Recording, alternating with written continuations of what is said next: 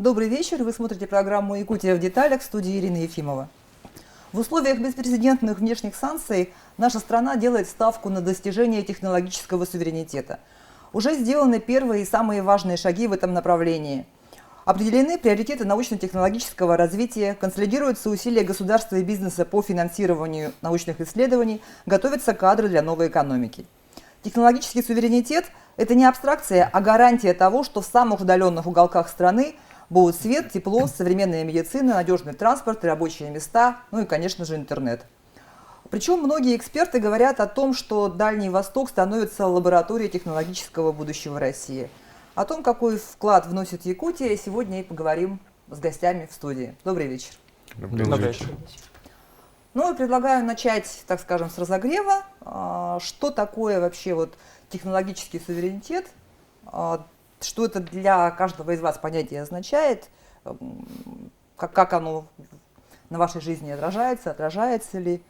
То есть это независимость от иностранных технологий или это что-то большее? Ну, смотрите, получается, технологический суверенитет — это важная составляющая для любой страны, да, это касается жизненно важных каких-то секторов, да, не везде, да, именно чтобы, грубо говоря, те же самые сервера, да, находились именно на нашей стране, да, они находились в других странах, чтобы не было, как говорится, точки влияния на нашу страну. Это очень важная составляющая, и в этом ничего страшного нету, потому что технологический суверенитет, как тенденция, во всех странах сейчас идет, да, и достаточно успешно, не только в Европе, но и в Азии тоже, да, и, на мой взгляд, это нормально. Это абсолютно нормальная вещь, то есть, к примеру, если даже взять пример, да, вместо того, чтобы одалживать косу у кого-то из соседей, лучше иметь свою, да, потому что если в какой-то важный момент сосед может попросить косу обратно.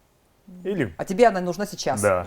Соответственно, вот это очень важная составляющая. Но, на мой взгляд, технологический суверенитет именно очень важна по части вот секторов не только здравоохранения, обороны там, и так далее, да, но и также, получается, по части безопасности непосредственно наших вот, граждан. Да. В какой-то степени вот, по части вот, кибербезопасности, к примеру, да, чтобы другие, как говорится, очень плохие люди, да, не пытались это обмануть наших сограждан, можно так сказать. Я соглашусь с Петром, что это даже не только хорошая вещь, но и обязательная вещь. Потому что в условиях именно развития внутренних технологий мы можем не только заимствовать какие-то технологические новинки у коллег из других стран, но и шагать дальше, тоже взять ту же самую банковскую систему нашу, отечественную, как она далеко уже ушла. То есть если в других странах там еще оплачивают картами и так далее, то у нас уже все там по Bluetooth придумывают различные способы, как можно обходить ограничения, даже несмотря на их появление. И это является примером того, насколько далеко наши отечественные разработчики могут уйти. И это только банковский сектор. То есть это не только сервера физические, которые находятся внутри страны, это еще и программный продукт, да, который... Все верно. Который абсолютно безопасен для пользователя. Потому что отечественные продукты цифровые, они гарантируют эту безопасность. И человек уже ясно понимает, что он подписывает, какие соглашения, когда он принимает, ну, становится пользователем того или иного мессенджера, и может спокойно ознакомиться, ну, или отозвать свое согласие, или в дальнейшем использовать это в своих каких-то целях. И, в принципе, вот правильно заметили коллеги, да, безопасность здесь превыше всего, и это самая главная задача, которую перед нами ставит глава государства. Если говорить о суверенитете или, как мы говорим, да, импортозамещении, то вот у нас, как мы все знаем, очень много компаний IT уехало со страны, и у нас наша компания, да, допустим, у нас все свои ребята местные, да, они с наших школ, с нашего же города Якутска, да, они, получается, своим умом, своим талантом создали такое программное обеспечение, которое сейчас у нас в нашей компании Бунмаркет занимается доставкой продуктов на дом. Это Давайте мы без рекламы. Нет, это никакой рекламы. Да, за короткие сроки. Да, и это только как бы у нас же получается есть... То есть вы в суверенитет вкладываете еще и понятие того, что и работают местные кадры, да? Самостоятельно, да, все это создали, у нас свои собственные разработчики, неприглашенные люди, Плюс мы еще закрываем какие-то социальные вопросы, да, То есть и рабочие места, и... создаем рабочие места, да, то есть если человек не может выйти, допустим, из дома, да, там по разным, может быть, причинам, мы это доставляем до дома, да. Вот недавно у нас прошло успешное тестирование, да, вот мы создали воздушный мост, то есть переправа, да, через Якутск до Нижнего Бестяха, мы сделали вот такую вот доставку супербыструю буквально за 15 минут. И это вот как раз-таки говорит о том, что у нас в Якутске очень талантливые люди, и мы можем как раз-таки вот создавать такие вот программные обеспечения. Так, позиция ваша ясна. Ну, я бы хотел отметить, что у нас суверенитет технологически не только связан с IT, на этом завязано все фактически, да, и тоже самолетостроение. Буквально недавно ознакомливался со статистическими данными. К сожалению, не успевает наша страна максимально заместить все. И, конечно же, здесь важно выстраивать и продолжать рыночную экономику и развивать торговлю с соседями. Для этого, в принципе, наш президент, он максимально прилагает усилия к тому, чтобы создавать не торговые отношения с различными странами-партнерами, странами бывшего Советского Союза. И это в любом случае правильно. Необходимо не только там попросил косу, да, и сосед пришел, верни обратно. Нужно доверять друг другу, да, доверительные отношения, смотря какой сосед, как говорится. Можно в аренду взять косу. Вот. То есть здесь мы говорим действительно о безопасности страны в целом, о транспортной доступности, о всем, вообще обо всем. Это все сферы жизнедеятельности на сегодняшний день. Вопрос даже в другом стоит. Все завязано на интернете, к сожалению. Вообще все. Вот безопасность, именно кибербезопасность, безопасность интернет-соединений, вот это то, наверное, важное, которое могут только ребята здесь раскрыть более масштабно, да, потому что, ну, это действительно нужны очень глубокие познания в этом. Но ведь теперь с уходом иностранных компаний мы начали еще более активно внедрять собственные разработки, да, российское программное обеспечение. Вот можно ли какие-то промежуточные итоги, не знаю, сказать, чего мы достигли вот за эти 3 года? За эти 3 года значительно увеличилось количество заявок и зарегистрированных программных обеспечений в реестре. Если я не ошибаюсь, раза в 3 оно выросло. Ну, то есть динамика постоянно растет, постоянно идут замещения иностранных программных обеспечений, разрабатываются новые, еще лучше. То есть однозначно за эти 3 года произошло очень много переосмыслений, осознаний и понимания, что нам необходимо все-таки иметь свое. Ну, дополняя предыдущий вопрос. И самое интересное, сейчас очень много компаний, которые вот, ну, делают аналогичные продукты, и прямо у нас хорошая, классная рыночная экономика идет, да, как конкуренция, можно сказать, там. Можно посмотреть даже вот в Рунете, да, в интернете вообще там очень много компаний решает одну и ту же проблему, да, и, соответственно, вот тут уже максимально маркетинг со всех сторон идет. Это так интересно смотреть, кто в итоге выиграет, как говорится, да. Это по части B2B продуктов конкуренция очень высокая. Прямо очень высокая, и, на мой взгляд, это хорошо. Соответственно, выиграет тот, у кого этот продукт будет лучше, как минимум, да, ну и комфортнее. А насколько вообще вот цель полного импортозамещения в IT-сфере, в интернете, она вообще достижима? Насколько она? Я считаю, что это вполне достижимо. Почему? Потому что мы же за чуть больше 10 лет мы используем иностранные мессенджеры, да, и практически каждый второй привязан к этому мессенджеру, как дома, так и на работе, как внутри семьи и так далее. И сейчас уже больше 3 лет мы начинаем пользоваться социальными сетями отечественного производства, может, если уж так говорить, да, то там очень видно рост пользователей, прирост подписчиков, и в принципе это благодаря тому, что они внедряются и в образовательные организации.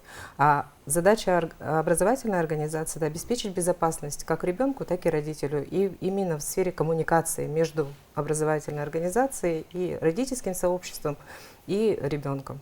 Вот здесь самое главное — это безопасность. Вот я только за это, потому что я ощущаю те изменения, положительные изменения в плане безопасности, что люди страдают меньше.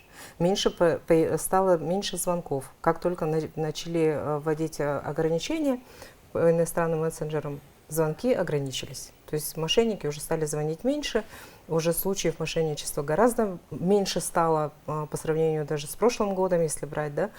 Да, они есть, но они уже стали единичными, уж не такие повальные.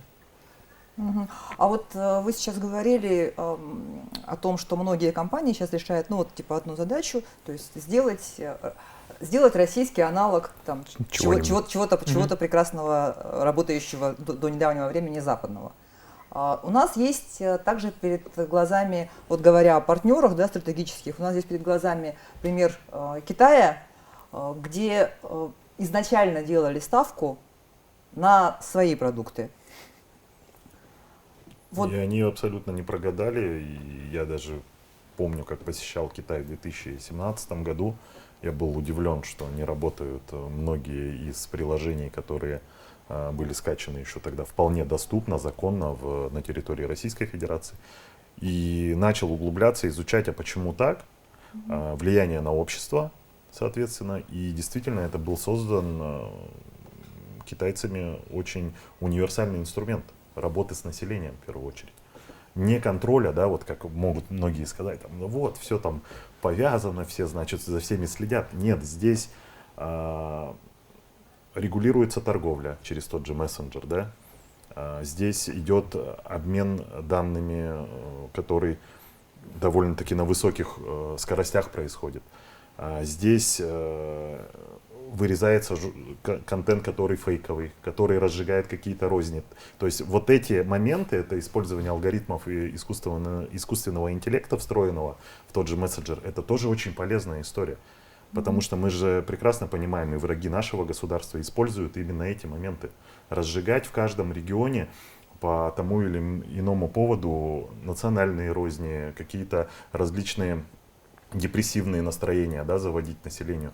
Это уже такой метод, это метод ведения войны определенного рода. И, конечно, здесь необходимо более тщательно подходить к этому вопросу и изучать его многогранно. Давайте мы продолжим обсуждение после небольшого перерыва. Оставайтесь с нами, не переключайтесь.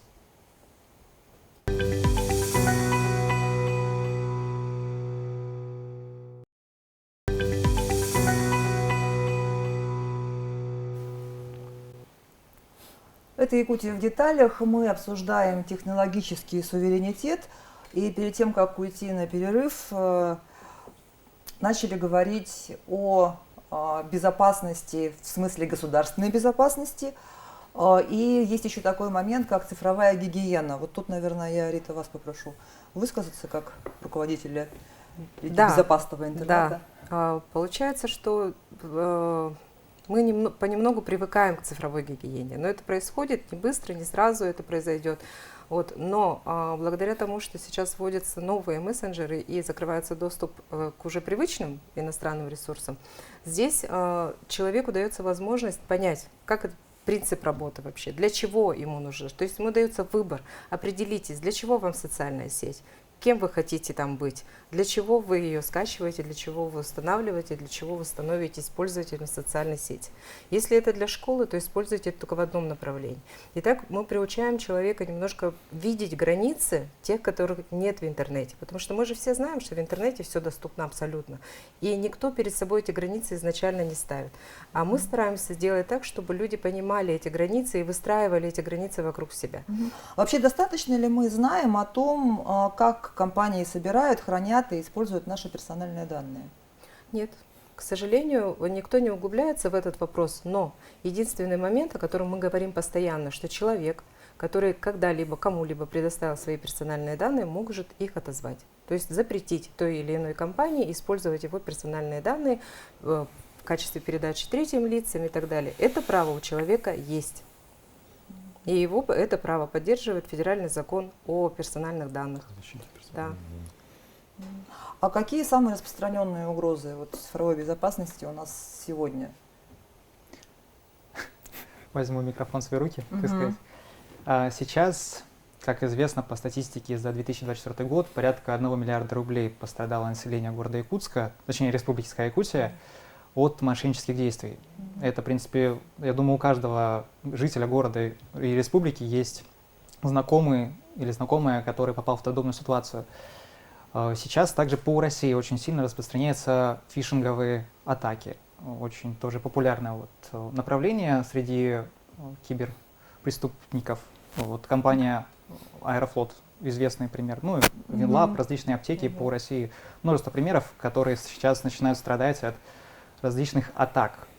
И очень важно защищаться и обучаться. И для этого как раз таки у нас есть и в городе Якутске компания Аватек разрабатывает и для организации решения, которые способствуют тому, чтобы сотрудники учились, обучались и не подвергали компанию и сами себя этому риску.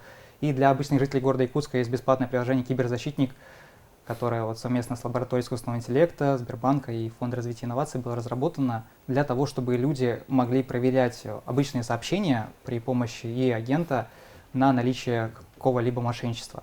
То есть это действительно прямо у них в кармане есть помощник, который может им помочь. Потому что сейчас очень много информации поступает, и иногда мозг не успевает ее фильтровать.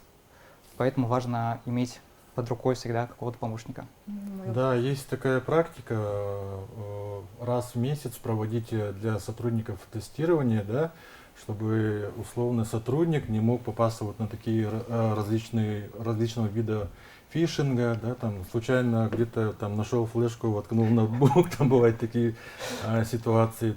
Просто там какой-то, мессенджер отправили тебе тот же какой-то файл, например, да, фотография, там, PDF. Он тоже может быть заражен на самом деле, да. И вот такие вот тестирования, которые проводятся там ежемесячно, помогают человеку держать себя в фокусе, чтобы он понимал, когда заходит на какой-то сайт, чтобы он защищенный этот сайт, да, не какой-то там, он должен его проверить, прежде чем туда зайти, да. Нужно зайти на этот сайт через официальный адрес, да, получается, да, самое главное. Потому что на почту, там, на мессенджеры приходят различные там буковку О меняют на нолик, там, да. Сайт зеркало Да, делают. зеркалку там такую создают. Фальшивые. И получается, что он какие-то свои персональные данные уже сливает. А вот такие вот тестирования как раз таки помогают человека держать в фокусе. И все это начинается уже вот внутри компании, да, у нас, например. У нас вообще, к примеру, внутри организации отдельный собственный мессенджер. Не другой какой-то определенный, да, который сами как раз-таки разработали, и только для нас, как говорится. Я, насколько знаю, многие компании этими пользуются. К примеру, у больших корпораций тоже внутренние собственные мессенджеры, чтобы это какая-то определенная информация не уходила за пределы, да. Ну, сами понимаете, это деловая этика, да. Но также получается вот вообще моменты, связанные с безопасностью, нынче очень остро стоят даже не только среди физических лиц, да, в первую очередь среди юридических лиц. Да. К примеру, нас постоянно пытаются атаковать какие-то непонятные, то ли мошенники, DDoS-атаки делают, там, и так далее. Один мошенник, вот немножко автопа, немножко несерьезно расскажу, да, но веселая история, если честно. Да. Моему коллеге пишет от моего лица, сделал копии, меняет и пишет: Егор, здравствуйте. Сколько у нас на счету денег? Короче. Егор такой: ты что так со мной разговариваешь? А мы любим вот так общаться неформально, да? Потому что мы все друзья, и как бы это как-то это странно, да? И сразу... тут друг по имени, отчеству, да, обращение. Петр Петрович. Я такой: ну ладно, окей. Ну это весело, конечно, но самое главное то, что такие вот преступники не очень хорошие люди бывают, к сожалению. Я бы хотела отметить большой вклад в цифровую грамотность населения, да, которую вносят общественные организации, потому что вот здесь были названы такие ресурсы именно финансовых организаций, коммерческих организаций и так далее. Но вот, Дмитрий Александрович, у вас есть прекрасный ресурс, который называется «Мышеловка», да, и «Кибердружина».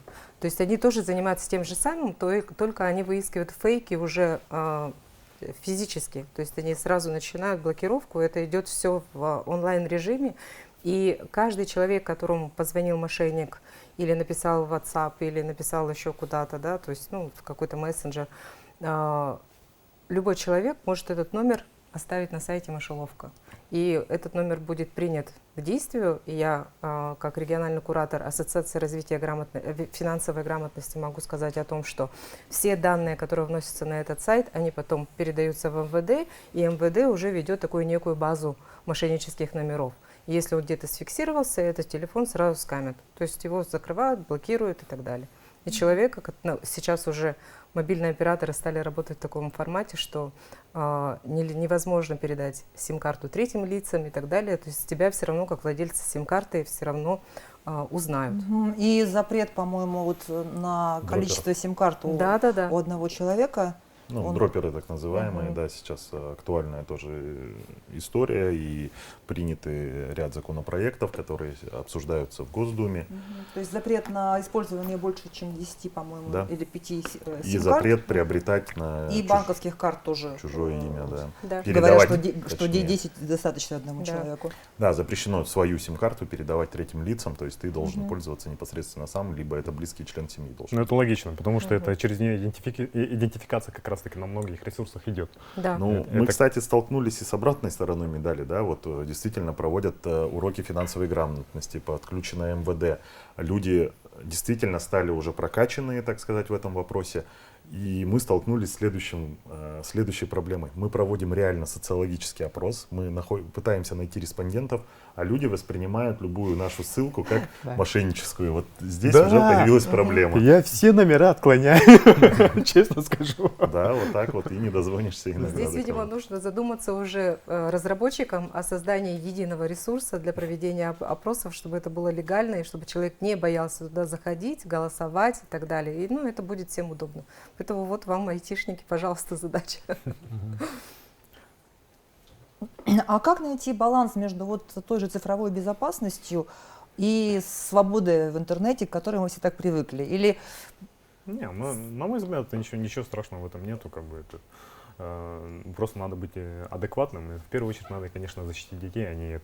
Дети более любознательные, они могут нажать не туда, там, так далее. А вот взрослые люди, они, как говорится, имеют свою ответственность, да, за себя. И мы уже адекватно ко всему относимся и нажимаем на правильные кнопки, как говорится, да. В этом плане ничего такого страшного я не вижу, да. Но, честно скажу, вот насчет полных запретов приложений, там, чужих, там, так далее, я не особо люблю эту тему, да, потому что, к примеру, многие ресурсы очень важны бывают. Да, и часто бывает то, что без них невозможно, к примеру, какие-то определенные действия сделать. Да? Ну, вот мы айтишники, это понимаем. Да? Если это запретить, то у нас, допустим, аналогов, к сожалению, еще не сделали. Такое тоже бывает. А пока сделаем, это 3-4 года будем делать. Да? Да. И на это финансирование еще нужно, самое главное. К сожалению, у нас не рабы сотрудники. С этим я тоже согласна, потому что даже на работе бывает сталкиваешься с тем, что нужна та или иная определенная программа, а ты и привык в ней работать ранее, а сейчас аналогов нет. Да. Поэтому приходится искать разные способы. И, ну, есть, конечно, альтернативы, но они в основном это платные ресурсы, и вот можно так использовать. Ну, мне кажется, буквально через пару лет придем к золотой середине какой-то определенной. Какие-то продукты можно будет использовать, а какие-то, ну, естественно, там, которые совсем уже плохие, как говорится, да, и мы не будем использовать. И все. Я думаю, что коллеги вот согласятся с тем, что в интернете необходимо соблюдать правила, как правило дорожного движения. Вот тоже есть красный, желтый, зеленый, да, и вот эти вот градации нужно знать и четко соблюдать эти меры. И все-таки детей нужно ограничивать. Мы же ребенка 3-летнего не отпускаем одного ходить вдоль улиц, да, гулять. Мы его берем за руку, либо садим в коляску и ведем его. Здесь то же самое. И получается, родители, вот посмотрите, если они 3-летнему, 5-летнему ребенку сразу дают гаджет в руки, и ребенок, не зная, куда нажимать, он все это сам самостоятельно делает, потом через это проходит, и буквально врастает ему телефон уже в руку, что учителя на уроках не могут детей отучить от этих телефонов, и это очень большая проблема. Поэтому здесь, да, здесь... От семьи. Да, вот эту проблему как раз-таки я внутри своей семьи не только пытаюсь решить. Да. Мы, к примеру, создали видеохостинг Hoppo. Это детский видеохостинг, где, получается, модерация уже проходит это максимально жестко. Да. Это не любой желающий может закидывать, да, а, соответственно, вот уже напрямую обращаешься к оператору и через него уже закидываешь. Да. И в этом случае мы защищаем детей от нежелательного контента. хорошая, адекватная модерация идет, да. К сожалению, не в обиду Рутюб, у вас модерация не очень хорошая. Мне он не нравится, да, потому что был момент такой интересный, да, когда моя дочка сидела, смотрела Маша Медведь, потом следующий ролик там вообще, по-моему, там чуть ли не слово пастыря, что такое шло. Помните вот это слово Да, пастыря? страшно. У меня флешбеки начались с детства, когда вот это по воскресеньям мультики ждали, и вот слово пастыря или там играй гармонь любимая начиналась, и такой грустнота. Есть же практика, вот, да, то, что именно детский интернет, и сам родитель выбирает, какой контент смотреть, что отключить, что выключить. Вот как-то в эту сторону больше надо, мне кажется, двигаться. И можно найти, конечно, да, какую-то вот золотую середину. И, на мой взгляд, еще самый главный момент, связанный с лицензированием.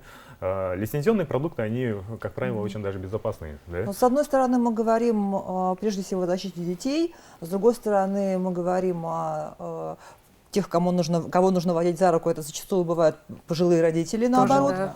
Вот. Но и в то же время мне, наверное, не дадут соврать, что жертвами кибератак, мошенничества становятся в основном Пожилые. не пожилые, Не а в всегда. основном как раз это молодые, в общем, люди, всегда. 30-40 лет, Да. Тут работающие. возрастной ценз на самом деле очень большой. И вот если проводить аналогию с зеленым, красным и желтым сигналом светофора, то это как ПДД.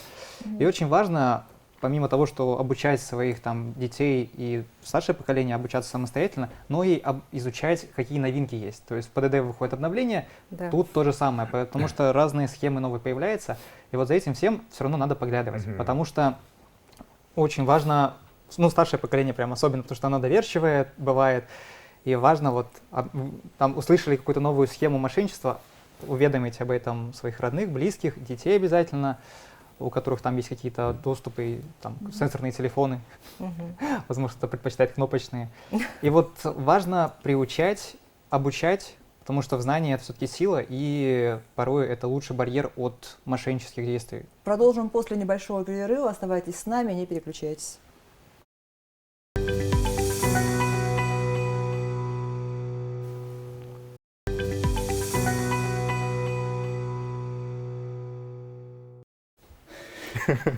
Это «Якутия в деталях». Мы продолжаем обсуждать технологический суверенитет и безопасность в интернете в целом. И раз уж мы заговорили о безопасном интернете, о независимом, суверенном безопасном интернете, не могу не спросить про мессенджер, который ловят даже на парковке, про мессенджер Макс. Очень много про него ходит перетолков. Есть ли вообще понимание, для чего он появился? То есть сейчас мнения разделились, да, кто-то считает, что это специальный мессенджер для чиновников. Это вы, да? Еще вот так, да? То есть на какую аудиторию он рассчитан, вообще зачем он нужен? Ну, смотрите, получается, по этой части огромное количество продуктов аналогичных есть в других странах. Даже во Франции есть TeaChat, по-моему, если не ошибаюсь, да? Это очень чиновничий продукт, да? Если брать, к примеру, Южную Корею, да, то там есть Kakao Talk. Line. Нет, Kakao Talk все-таки, да, Kakao Talk. Он аналогичен нашему продукту, получается, очень круто интегрирован непосредственно вот госсектором, да, и, соответственно, это облегчает работу и жизнь многим людям, да. Ну, естественно, наш любимый Китай, да, наш сосед, у них есть это классный продукт, как WeChat, да, через него можно практически все, что угодно. Да, там и купить, и подтвердить личность Да, свою. да, да. И... В этом ничего страшного нет, это, мне кажется, нормальная эволюция мессенджеров в эту сторону идет. Уже последние, наверное, сколько там, лет 10, наверное, в эту сторону как-то все пошло, да, и в других странах тоже это идет. Это нормально, это логично. Притом самое классное то, что люди не запрещают это, ну, наше законодательство другими мессенджерами использовать, да. В этом плане... Французы жестче поступили, они Да. же прям закон выпустили, Да. что только национальным мессенджером можно пользоваться. Но у них, конечно, это тоже своеобразная тема, это такая боль, наверное, как в какой-то степени была, да. И как мы видим, опять к первой теме пришли, то, что это везде, во всех странах заботит момент, связанный с суверенным интернетом, да. Это очень важная составляющая. И, на мой взгляд, Макс — это нормальный промышленник. Вот, честно скажу, да, это просто через нее, через какое-то время там интегрирует очень много классных продуктов, и через нее, мне кажется, мы облегчим себе жизнь по многим моментам, начиная от госуслуг, заканчивая каким-то там верификацией личности на каких-то определенных порталах, к примеру.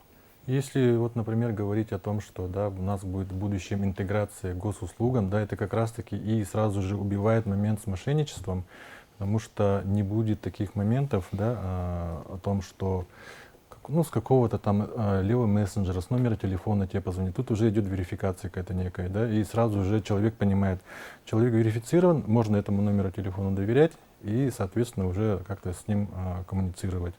Также быстрые какие-то, очень часто бывает такое, что многие компании боятся там о документообороте, да, например, и думают, какой мессенджер бы выбрать, то же самое, да, например. Ну, если это не IT-компания, которая свой мессенджер разработала. Да, кстати, хорошая идея, да, возьмем в работу. Вот. И это как раз-таки тоже говорит о том, что есть какой-то вот, ну, человек не боится того, что документ куда-то уйдет в чужие руки. Кстати, насчет документа, вот я вот недавно задумался о приложении Макс, да. В теории, получается, если это верификация там внутри приложения, ну, вот такая вот правильная будет идти, да, соответственно, все наши переговоры, ну, допустим, к примеру, по части вот бизнеса, к примеру, если я буду разговаривать, это может иметь юридическую силу. Да, По В идее, теории. да. Это классно?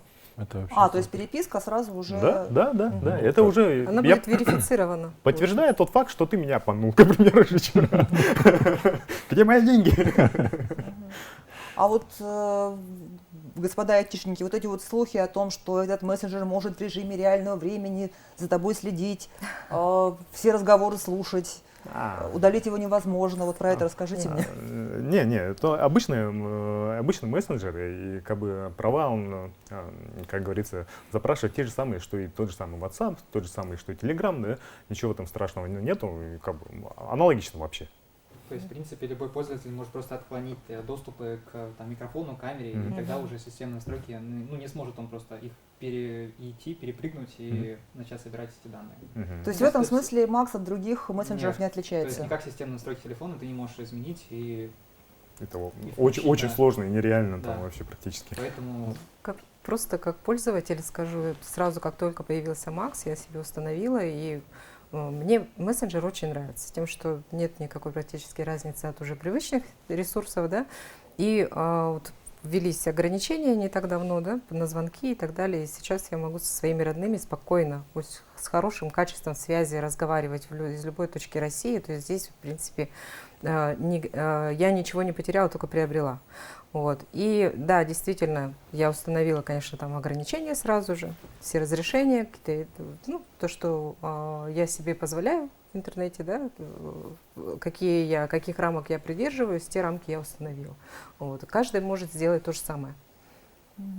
То есть, получается, пользуясь вот привычными продуктами, мы не задумываемся о том, где это все хранится, на каких, Ресурсов. на каких ресурсах, в каких странах. Да. Да? Здесь же вопрос больше, наверное, даже стоит не в том, что нам нужно заместить какие-то мессенджеры. Здесь вопрос, опять же, безопасности. Кто совершает, в принципе, все преступления, в том числе киберпреступления через мессенджеры. Это же тоже люди делают. Это не искусственный интеллект делает.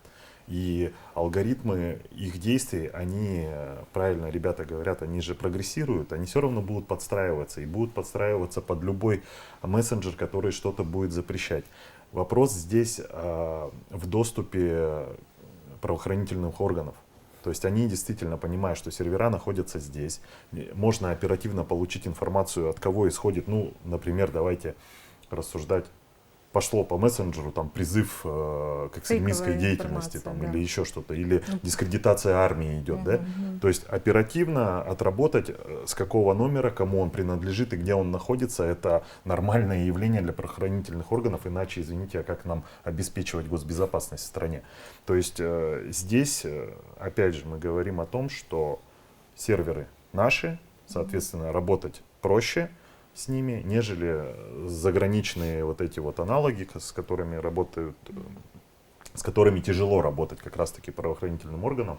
Соответственно, здесь надо понимать, что выбирая отечественный продукт, ты в большей степени себя обезопасишь. Это логично.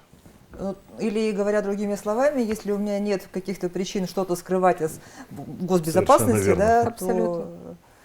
Абсолютно В принципе, верно. если ты не занимаешься какой-то противоправной деятельностью, преступной деятельностью, тебе какая разница? Никто не полезет читать твои переписки там, с мамой, с супругой, там, с друзьями. Ну, как-то не очень интересно обсуждение, когда надо пойти в баню, да, людей. Ну, то есть, это же ерунда все. Но, опять же, противники, это же коммерция, надо тоже понимать. Мессенджер, он тоже и продает свои продукты, он входит в состав крупных холдингов и прочего, мировых причем. И понятно, что идет такая негативная антиреклама в отношении отечественного производства, любого, кстати. Вот любой продукт возьмите, если в интернете его начать просматривать, на него есть атаки, информационные атаки. Потому что это рынок, который, опять же, делится, и, соответственно, появление нового игрока на рынке, оно будет сопровождаться вот этой антирекламой. Да, Это- причем эти слухи, они же распространяются вот, ну, среди детей, например, да. У меня вот дочка школьница, она говорит, нет, Макс ни за что, он там будет следить, удалить его невозможно. Я говорю, ты пробовала? Нет, ну, вот. А школы это обязательно Хотя, должны казалось бы. использовать этот мессенджер, потому что он безопасен для детей. И к нему привязан сразу и Сферум, это образовательный, ну, та платформа, через которую дети получают дистанционное образование, да, к нему привязан аккаунт ВК. То есть здесь учителю будет, в принципе, удобно. И родительские чаты также можно там вести спокойно, все это без всяких каких-то проблем и ограничений. Но люди забывают о том, что все, что попадает в интернет, остается в интернете навсегда. И получается, люди сейчас должны уже следить за тем, что они пишут, что они говорят, какие документы они пересылают по иностранным мессенджерам. Какими словами они выражаются Да, в родительском чате. да. И это очень важно, потому что вот это тоже одно из аспектов цифровой гигиены, потому что мы привыкли, что как бы, ну, высказались в интернете, это абсолютно безнаказанно. Сейчас такого нет. Сейчас такого не будет, и мы должны прийти к тому, что каждый человек, каждый пользователь должен быть идентифицирован, и чтобы он, ну, нес какую-то ответственность, потому что под угрозу-то попадают дети в основном. Ну, то есть некая эволюция интернета тоже идет, да, Да. и времена вот этой всеобщей свободы равно вседозволенности, они, в общем, проходят, так Да. получается. И это хорошо. я Приходит к считаю. тому, что свобода – это ограниченная ответственность. Да. Как говорил Ответственность у человека Гегель. должна быть во всем, и в его словах, в его действиях, в его телефоне, в его гаджете, в том, что он говорит своим детям, там, своим близким, как он себя ведет в обществе. Это, ну, это нормально. Мгм. Ну и одна из ключевых ролей Макса, я так понимаю, это защита от мошенников. Да. Я с этим согласна. То, Вот. что мне через Макс вообще никто не звонит, кроме родных, мне вообще не поступало. В отличие от иностранного мессенджера, которым я до этого пользовалась, но там было столько звонков, и разные сообщения приходят, и какие-то ссылки и так далее. Но Мне ни звонков разу не каждый день, да, 5-6 звонков, но стабильно. В Максе нет. Тишина, покой, порядок, все на своих местах. Может быть, просто еще начальство ваше не скачало этот Макс, чтобы вас не донимать. Ну и вот в целом, да, что бы вы посоветовали? Ну, мы говорили сейчас о красном, Желтом, желтом и зеленом цвете. Вот что однозначно красный, а что однозначно зеленый? Однозначно красный — это стагнация. Однозначно зеленый — это развитие, это изучение, это и в плане технологического, и в плане интеллектуального, то есть обучение себя, обучение там каким-то навыкам, внимательность обязательно. Вот когда ты пользуешься интернетом, внимательность — наше все. Какие бы мы усталые не были, все равно важно обращать внимание на какие-то основные моменты в том же самом электронном письме. В целом, моя такая позиция. Ну и хочется сказать, что все-таки мы попали в тот период трансформации, да, информационной трансформации. То есть когда было действительно все зарубежное, все дозволено, так сказать, любой контент, то, соответственно, нужно принимать тот факт, что мы находимся в непростое время, и то, что нам сейчас предлагает отечественный производитель, это фундамент, который будет наращиваться. Вспомните даже тот же ВК, который был определенной площадкой, и во что он превратился сейчас, да, он объединил себе там целую эту, как экосистема, да, уже ВК тоже определенного рода, и со временем появится, точнее он появился уже, я так понимаю, этот мессенджер, он тоже будет наращивать мышцы, и появятся различные функции, у нас сейчас будет внедрен цифровой рубль, я думаю, там даже будут какие-то действительно транзакции проходить, поэтому надо просто запастись терпением и выбирать то, что безопасно. Но если ты выбираешь то, что тебе небезопасно, ну, это твоя ответственность. Ну что ж, на этом мы завершим. Спасибо вам за беседу. Вы смотрели программу «Якутия в деталях». Смотрите нас по будням в 19:15. Расскажем, чем живет Якутия во всех деталях.